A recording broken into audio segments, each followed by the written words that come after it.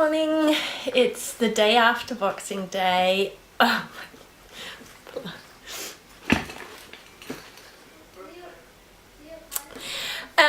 day after Boxing Day, 27th, and I am about to start work again, so I'm gonna quickly record vlogmas. Welcome to my little Advent adventures of 4 Advent vlogs. I have one finished object and a couple of almost done things, so I'm gonna record a quick clip for you guys.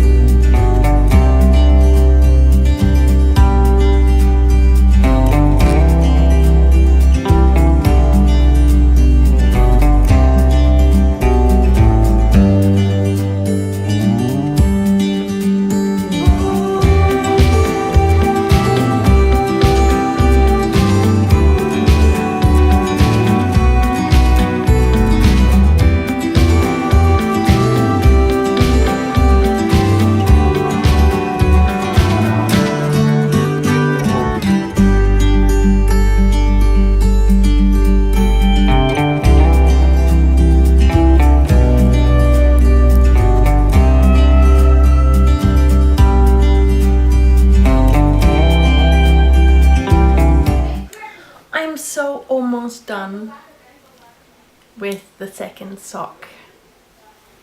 So almost done. Oh, it's already flat, so I can't. So I think about 2 centimeters left before I can start the decreases, and with the experience of the first sock, once the decreases happen, that is a super quick, once that starts, I'll be quick to finish. I'm very excited. These are knit in Rosa Pomar Mondim. Colorway, I checked recently, 409. They don't have names or descriptive, but numbers. And I knitted a slip stitch flap, this little turned heel, and then a gusset. And so excited! There'll be a pair of socks soon. And on the sock alarm, in the sock alarm business also, some of my Christmas Eve cast-ons were actually socks. I casted on quite a few different things. I'm gonna just quickly flash the socks in the little close-ups that I will film later, that I cast on.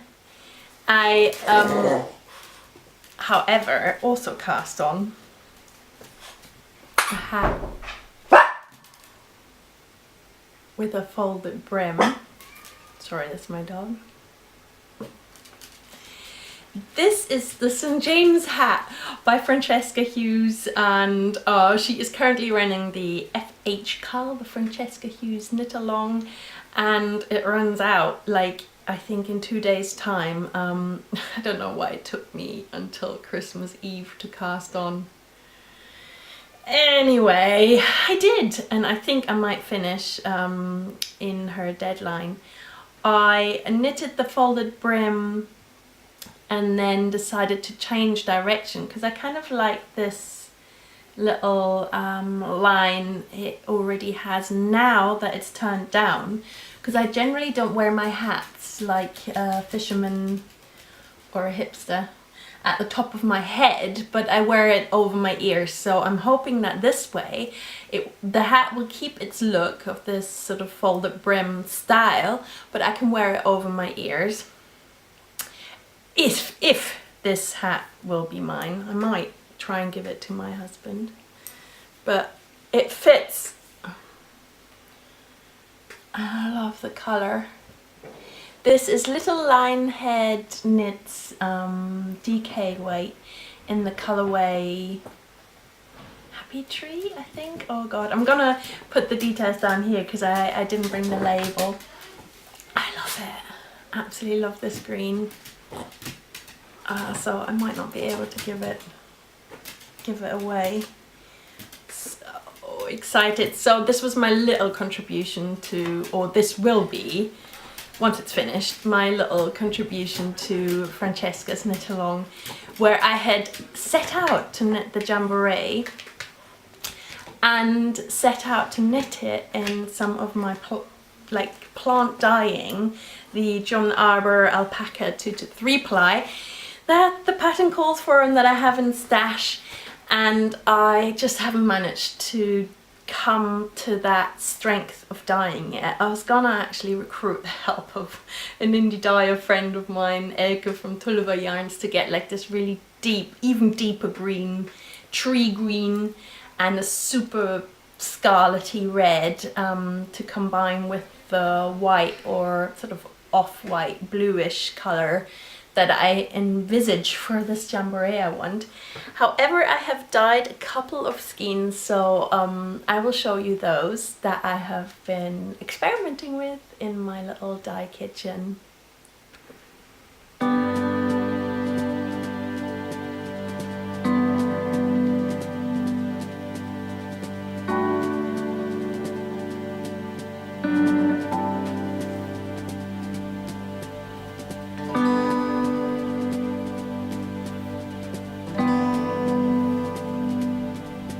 Oh, my Christmassy dye pots. We're all sort of home,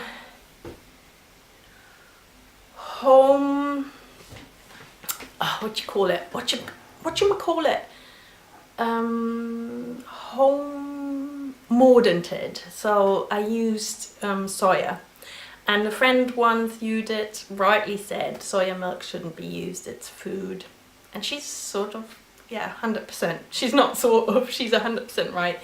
It's just I didn't have the time to do all the mordanting, ordering and setting up and creating the actual chemical way. There's a cold mordating system which I will try out in the new year. So I did just go to my local health store and bought a litre of soya. But yeah, I ended up soya mordanting. Sorry, but... And I used onion skins, red and yellow. I used avocado. And this is a tansy dye pot, which is all from tansies collected this summer. I've actually got a huge stock of dye plants collected in summer. I'm going through them, so I'm doing both, a bit of my summer delayed dye pots and kitchen dye pots. I love these colours together. I will knit a Vivid blanket, which is sort of knitted different squares by Tinker Knits in this sort of star or flower star design, and I'm so happy. Now I've got 3 squares, and I will dye another dye pot in this holiday, which is pomegranate. And I might try and set up my indigo vat so that I have a blue. So I'll have a shade, quite a lot of greenish, yellowish, then this golden yellow, the pink. If I can source more madder, or if I might still have a little scraping, I might do a madder dye pot. And all this is to practice and practice, so that then I can carry on using what I find in nature, and hopefully also creating the green and the red I want to create for the jamboree sweater, where I will actually venture into alpaca dyeing, which is exciting. So there will be more dyeing this year. I do love my onion skin. Sorry, I was just checking that. Avocado. Just the piths, just the avocado stones is in this case. And this is the tansy. It's kind of more greenish yellow.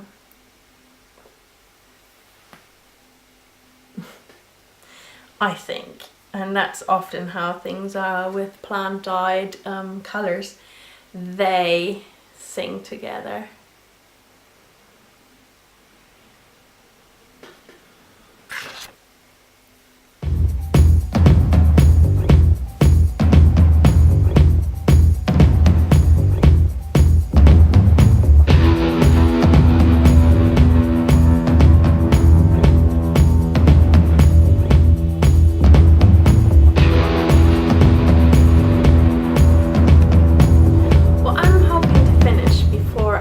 Record is this amazing patience cowl, a pattern by Maddie Harvey, a friend who I met at Pomfest in London, and I'm so excited. I think I'm on colour E, but I'm playing around with it immensely, so I think I'm joining 2 more colours, and oh, time's running out. However, I so enjoyed this. This was like a child diving into a box of crayons and just playing with my wool and sort of fading in.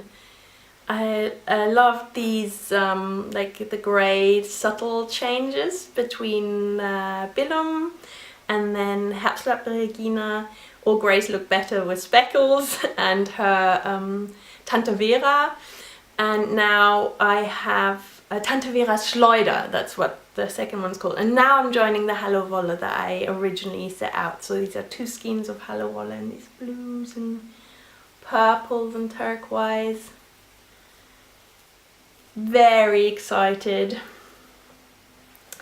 Yeah, watch the space, I'll keep you posted.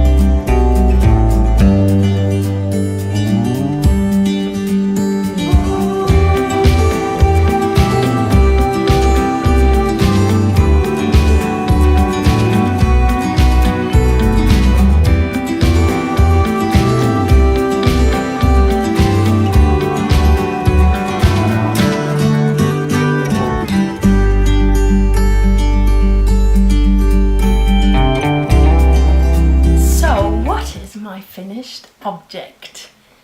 It is the amazing Myrtle Bear, a design from Cynthia Valley, and I must say I sat through the nights, and it was a bit of drama because I was a bit scared to run out of yarn, but both feet and the seam are all still from Rosa Pomade Joao, so I didn't run out. This was exactly 50 grams.